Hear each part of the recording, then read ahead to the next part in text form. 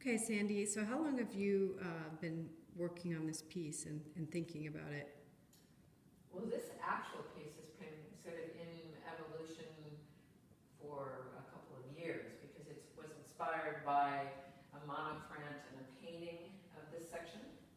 And then this is actually transferred to rubber, and I was going to make a large block print out of this whole section here, and then use it as wallpaper for an installation. And my plan is to propose an installation, like this might be part of it, that would continue around the room, and the silkscreen would be billboard, sort of wallpaper type silkscreen, so we could repeat this tree around the room.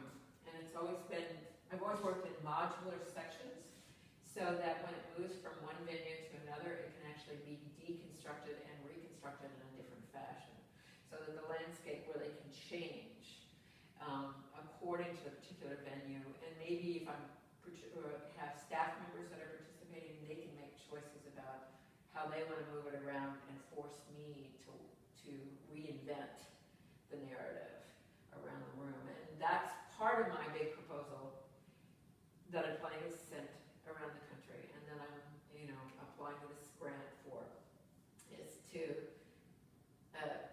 be able to make it accessible to more small museums, and to be able to make it modular so it can change easily, and the viewer can participate by helping me move things around and making decisions. And I've been working this way for probably 8 years, and I have other big installations that get reconfigured and reinvented. And can you just talk a little bit about the sort of brain tree that's in the center? Well, that, because it came from an earlier drawing, it was inspired, the original inspiration of the tree was actually inspired because of the drain in the wood. And I will show images of that later, but the drain in the wood indicated this tree, and I always have a habit of wanting to take a rectilinear form like this particular shape, and housing each form with a large organic character, sort of facing off against the edges. And so this tree started, this top of it was this vessel-like form turned upside down, and then in the grain, I just studied it long enough that I saw what appears to be almost some kind of bird form with no head and a kind of Victorian or Dutch white 17th century collar. And so my images occur by looking at either the grain in the wood or a pre-existing block print or a pre-existing image, and sometimes I use ceiling tin, which you'll see in some of my other installations. And sometimes I use the wooden domes that I've added, and the domes go on the wall or they go down on the floor, and they will inspire another image. So I'm always playing with finding the image through the grain or a pre-existing form or a pre-existing print, and then it will dictate the narrative, and the narrative will just continue. And I'm hoping this one will just continue around the wall. Yeah, in addition to working on these modular parts and continuing the compositions within each modular unit, be it carving and then continuing to paint that carved form, you shift gears in each modular section, and you say that helps inform your composition, but then you also bring in some of these kind of idiosyncratic forms that come up in a lot of your work over the years, such as some of the forms that are being kind of highlighted in the tree or highlighted or hiding out. These forms that in the earlier painting are actually pieces of earlier block prints. So I might do a robot-like image in a block print, such as this image. Then I might cut out part of it and separate the pieces, and they will end up someplace else, and you can see them in the tree. And then they may also become yet another character or robot or organic form. And in this case, this was originally called the Tree of Life, but it was the life of an artist, because a lot of the pieces or a lot of the things that are seen in it's a metaphor for the artist's life. Every piece informs the next piece, and the next piece is informed by what came before it, but I'm actually doing it literally. I'm taking earlier block prints like this, and cutting it out, putting it in installation, and that informs this flag-like character that's hanging in this tree over there. So you see those as kind of flags? I see those as flags, and I see this one as a flag. Mm-hmm. Kind of a strange arm that comes from what, for me, is daylight into night, and has this flag hanging out here. And these characters seem to be in the night or in the shade, whereas those are out in the sunlight. So there's a kind of day-night dichotomy. Are they flags representing a different reality within, you know, the overall kind of world that you've created?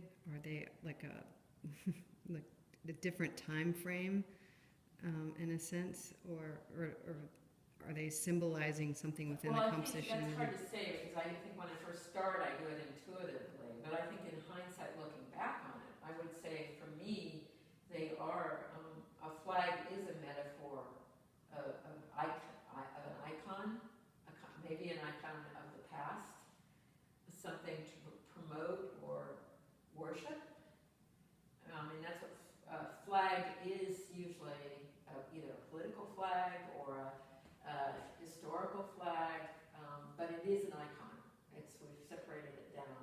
So I don't see them as a different reality. I see them as an icon of the past that is being celebrated within a narrative that's actually at the same time.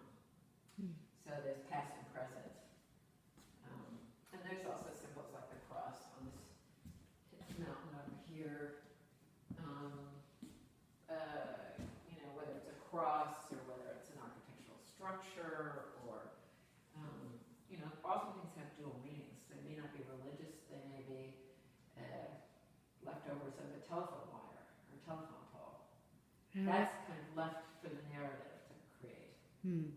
And this little figure behind you, creeping up behind you, seems to have a very specific narrative. You're standing in front of it now.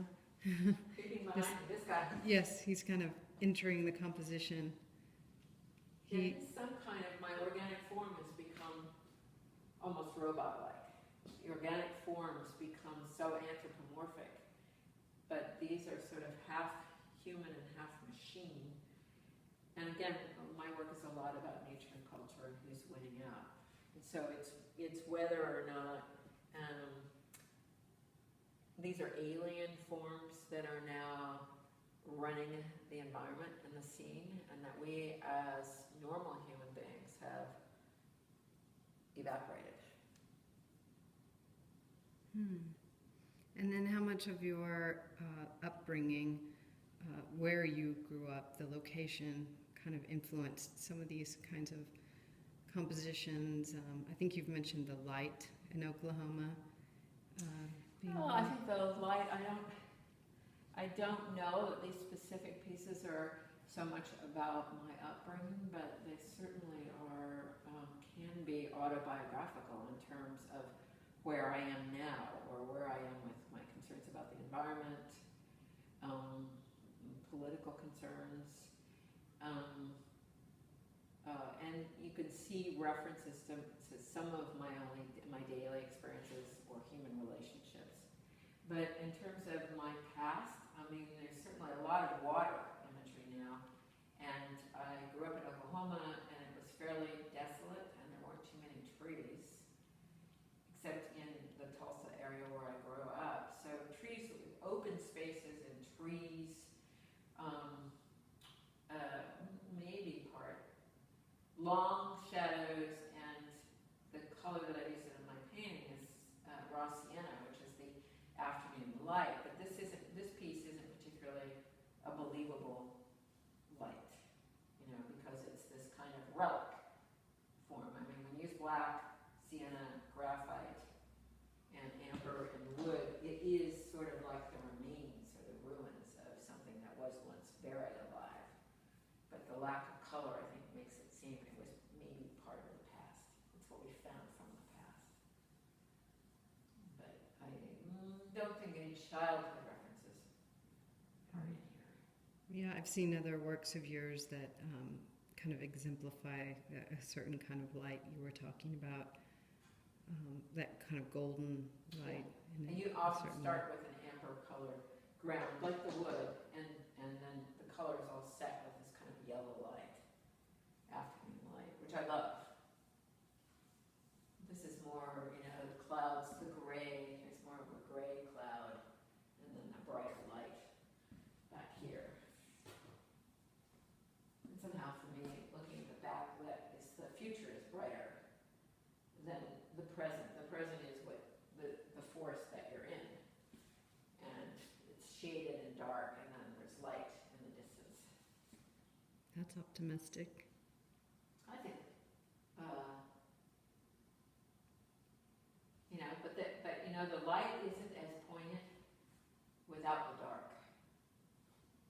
I think that the juxtaposition of opposites, and this shows up in my work a lot, is that, and also the influence of the Dionysian myth, that the life cycle is much more exciting and adventurous, knowing that there's death at the end, knowing that it's limited. And so